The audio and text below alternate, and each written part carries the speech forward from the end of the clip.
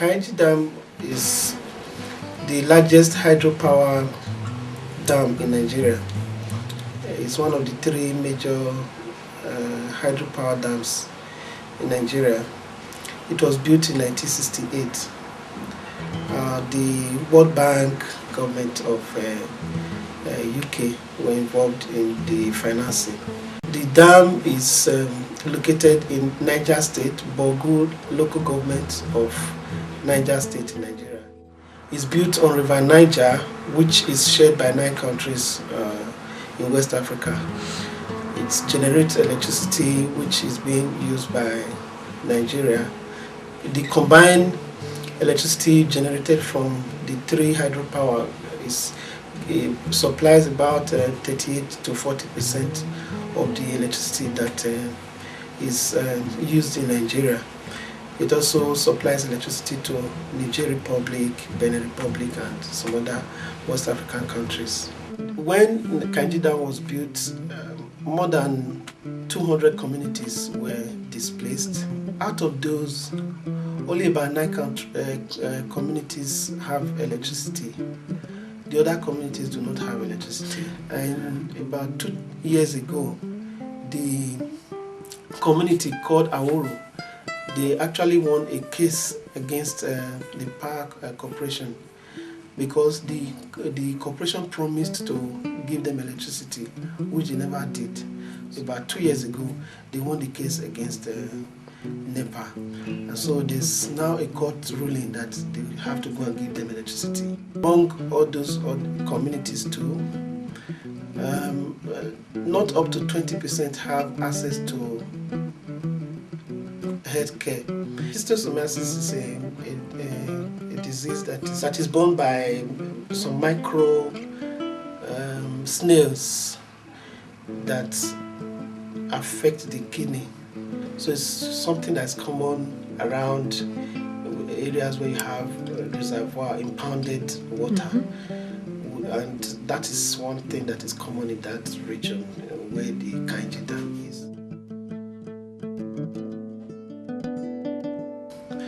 The fishing activities of the people have been affected so badly that the kind of boat that they use for their fishing is this one made of wood, and the river doesn't have to be very deep.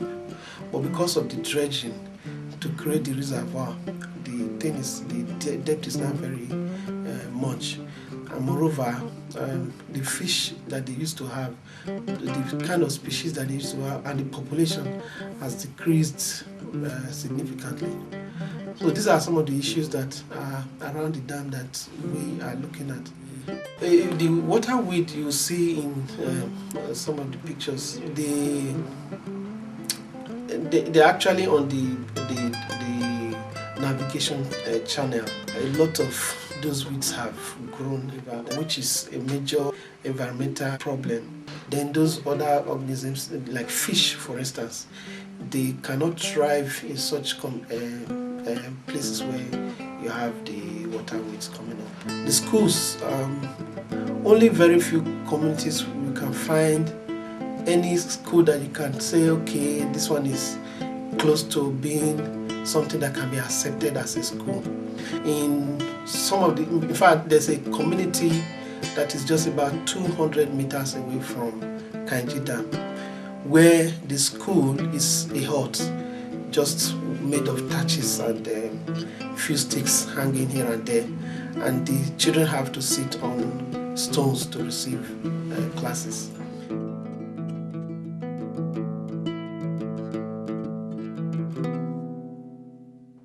One of the communities that the power holdings corporation of Nigeria, formerly called NEPA, used as a case study of resettled community.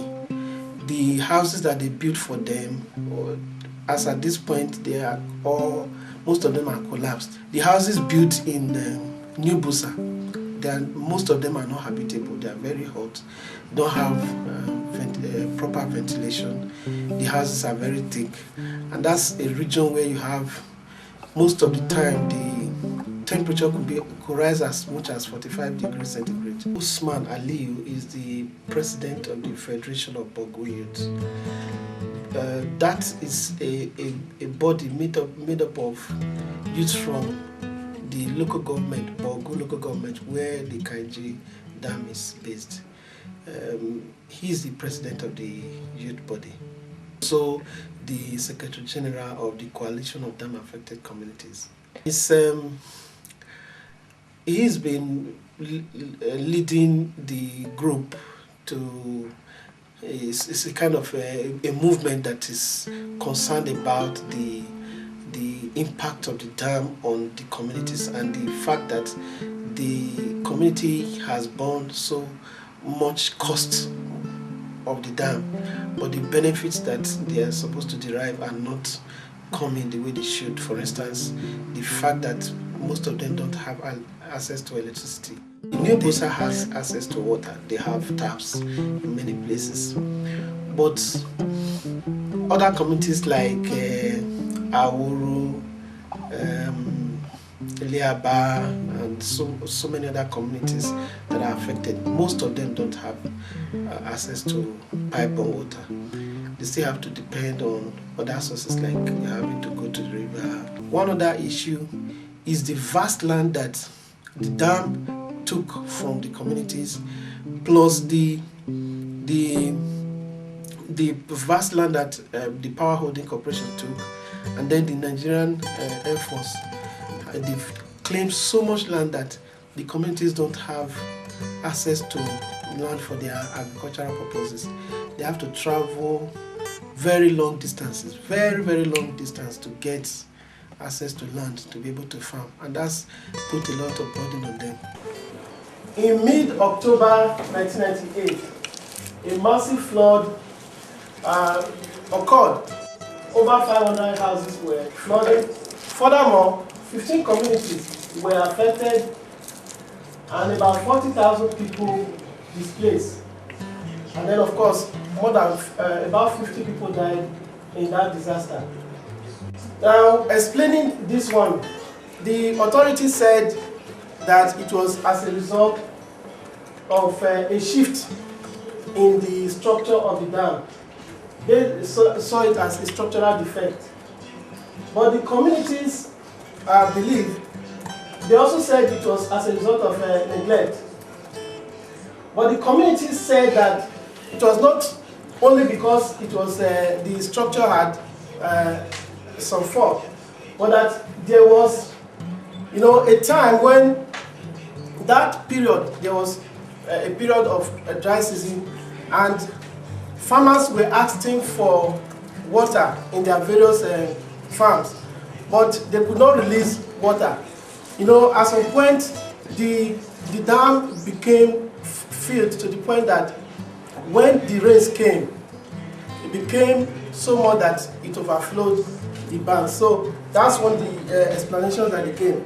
If you look at the testimonies that we got from some of them there, they said our great sadness is not just an account of the enormity of the disaster, but the realization that such flooding, deaths, and displacements have been a yearly routine in our communities without the federal government or PHCN, that's the Power Holding Corporation of Nigeria, came to come to our rescue. What we have noticed over time is that when there is disaster like this, government will go there and give bags of rice. You see Red Cross, see different agencies coming to give assistance, and that's all. The people are left to face the consequences of the disaster just on their own. These people have been displaced, these people have been flooded, they've lost so many things to the flood, and up till tomorrow, the resettlement issues are still there, the compensation issues are still there, and they're just managing to survive.